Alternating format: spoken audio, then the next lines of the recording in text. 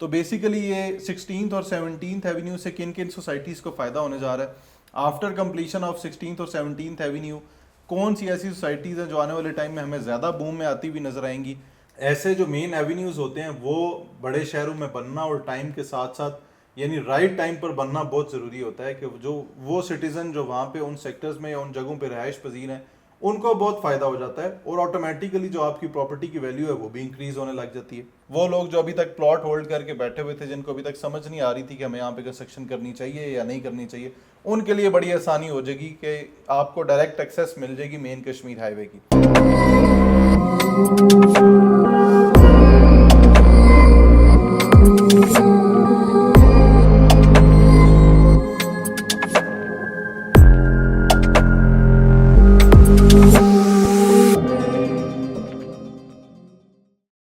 बिस्मिल्लाहिर्रहमानिर्रहीम, अस्सलाम वालेकुम। मैं अवैस सुलेमान और आप देख रहे हैं मुझे यूट्यूब और फेसबुक पर। रिसेंटली जी मैंने इससे पहले एक वीडियो भी बनाई थी मारगला एवेन्यू यानी जिसको ईरान एवेन्यू कहते हैं, उसकी एक्सटेंशन और उसकी अभी तक की अपडेट्स को लेकर 5 जुलाई को इसका नोटिफिकेशन आया था। एक बड़ी ज़बरदस्त एक मेगा न्यूज़ आई थी मारगला एवेन्यू को लेकर कि मोहसिन नकवी साहब ने अनाउंस किया है कि जी इस मारगला एवेन्यू को, जो कि अभी तक जीटी रोड को जाके कनेक्ट कर रही है, वो यही मारगला एवेन्यू टिल मोटरवे जो है इसको एक्सटेंड किया जाएगा। और इसकी एक्सटेंशन पर जो है मोहसिन नकवी साहब ने अनाउंस कर दिया, बजट भी अनाउंस कर दिया और इस पर बहुत जल्द जो है वो काम शुरू होने जा रहा है। आने वाले महीने डेढ़ में हम देखेंगे कि उसकी जो ज़मीनों की ख़रीदारी है और उस पर डेवलपमेंट का जो फर्दर काम है वो भी शुरू होता हुआ हमें नज़र आएगा। CDA के जो चेयरमैन मोहम्मद अली रंधावा साहब आजकल बहुत ज़्यादा न्यूज़ में भी इन रहते हैं। उसकी रीज़न ये है कि उनका जो एक स्पीड जो उनकी लगी हुई है काम को लेकर और स्पेशली CDA के सेक्टर्स को लेकर, स्पेशली वो सेक्टर जो अभी तक बहुत ज़्यादा निगलेक्टेड रहे, वो वाले सेक्टर जो अभी तक जहाँ पे रेट्स कम है क्योंकि वहाँ पे CDA की इट सेल्फ डेवलपमेंट जो है वो बड़ी स्लो है। उनकी कोई मेन कनेक्टिविटी नहीं है, कोई रोड्स की तरफ कोई इंफ्रास्ट्रक्चर उनका ऐसा अच्छा नहीं है, किसी भी इस्लामाबाद की मेन शाहराह को वो सेक्टर्स कनेक्ट नहीं कर पा रहे। इस वजह से उनकी एक्सेस को लेकर लोग वहाँ पे ज़्यादा इन्वेस्टमेंट करना पसंद नहीं करते थे। रिसेंटली मोहम्मद अली रंधावा साहब ने उस पर भी बड़ी ज़बरदस्त एक जो न्यूज़ है वो शेयर की। 11 जुलाई को इसका नोटिफिकेशन आया। CDA ने जो है ये अनाउंस किया कि मोहम्मद अली रंधावा साहब की तरफ से इस चीज़ का अप्रूवल आ गया है। 16th और 17th एवेन्यू जो है उसका भी काम शुरू होने जा रहा है। तो बेसिकली ये 16th और 17th एवेन्यू से किन किन सोसाइटीज़ को फ़ायदा होने जा रहा है आफ्टर कंप्लीशन ऑफ 16th और 17th एवेन्यू। कौन सी ऐसी सोसाइटीज़ हैं जो आने वाले टाइम में हमें ज़्यादा बूम में आती हुई नज़र आएंगी, और ये 16th और 17th एवेन्यू कितना टाइम लगेगा, कितने टाइम में ये बनेगा।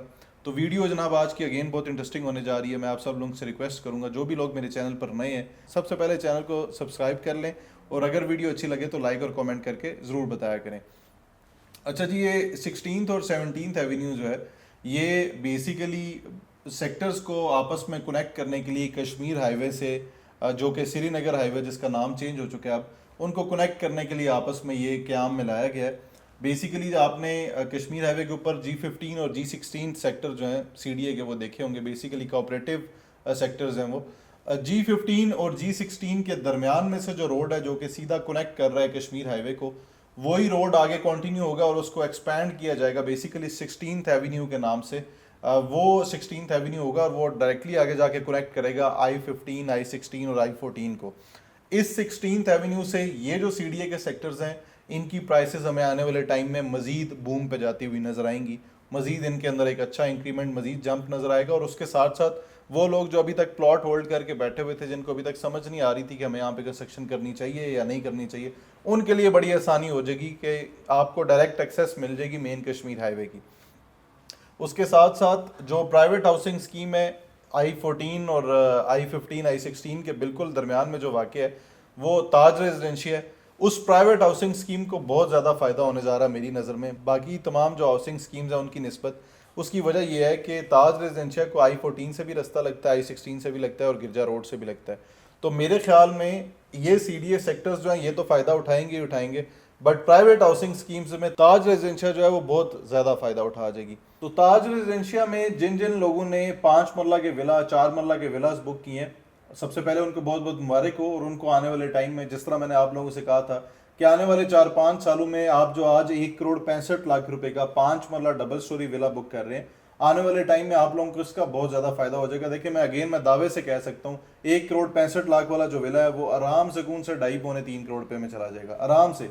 उसकी लॉजिकल रीज़न ये है कि हमारे मुल्क में जो कंस्ट्रक्शन प्राइसेस हैं वो तो कभी भी रुकती नहीं है, हमेशा फ्लक्चुएट होती हैं। आज से 2-2.5 साल पहले और आज में कंस्ट्रक्शन प्राइसेस हमारी 60 to 80% तक जंप कर चुकी हैं। तो आने वाले 5 सालों में तो जाहिर है मतलब कोई ऐसी तरक्की होती हुई मुझे नज़र नहीं आ रही कि हमारा रुपया जो है वो मुस्तहकम हो जाए, डॉलर का रेट एक ही जगह पे स्टेबल रहे अगले आने वाले 5 सालों में। अगर डॉलर का रेट स्टेबल नहीं रहेगा, ना ही हमारा रुपया मुस्तहकम होगा, तो ऑटोमेटिकली जो कंस्ट्रक्शन मटीरियल है या जो रॉ मटीरियल जो कंस्ट्रक्शन के लिए रिक्वायर्ड होता है उसने महंगा होना ही होना है। तो वो लोग जो अभी भी सोच विचार कर रहे हैं कि हमें 4 मरला या 5 मरला ताज रेजिडेंशिया में लेना चाहिए नहीं लेना चाहिए, मेरी नज़र में उनको ये प्रोडक्ट बिल्कुल रिकमेंडेड है। आप आज ही प्लॉट की बजाय कोशिश करें, अगर वो लोग जो घर बनाना चाहते हैं कल को, प्लॉट की बजाय कोशिश करें आज ही अपना विला बुक करें। 25 लाख डाउन पेमेंट से 13-14% डाउन पेमेंट बनती है और 1-1.5% मंथली इंस्टॉलमेंट बनती है। 2 लाख रुपए माहाना किस्त के साथ अपना जो विला है वो बुक करें। आपके पास 3 बेडरूम 4 बेडरूम दोनों विलास का ऑप्शन है, दोनों की प्राइसेस बिल्कुल सेम है। आप चाहे तो इस विला को रेंटल पर्सपेक्टिव में भी ले सकते हैं, इन फ्यूचर आप दोनों पोर्शंस को रेंट आउट कर सकते हैं। आप चाहे तो एक पोर्शन में खुद रह के और दूसरा पोर्शन जो है वो अपने किसी भी टेनेंट को रेंट आउट कर सकते हैं, ये ऑप्शन भी आपके पास अवेलेबल है। तो 3 बेडरूम 4 बेडरूम अलॉन्ग विद ममटी का जो बेडरूम है उसके अटैच वॉशरूम वाला, ये 3 बेडरूम 4 बेडरूम उसके अलावा है।